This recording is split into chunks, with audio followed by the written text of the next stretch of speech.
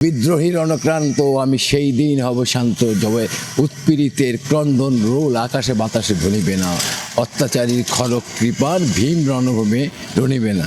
আমাদের মুক্তি দিয়ে গেছে হাদি মুজিবুর রহমানের নেতৃত্বে। আমাদের 71-এ আমরা ফিজিক্যাল মানচিত্রটা পাইছি।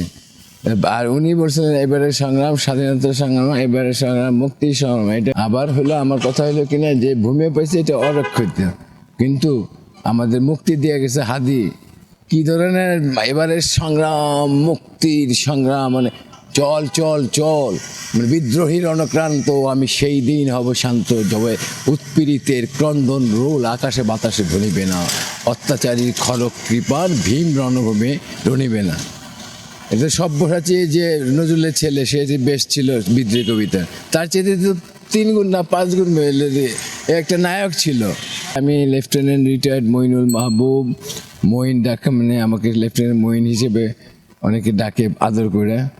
আমার ডাকনাম হচ্ছে ফরিদ। আমার পণ্ডিত বাড়ি এবং শাইনপুকুর বড় বাড়ি, হাতেম ভইয়ের নাতি, দুহারের।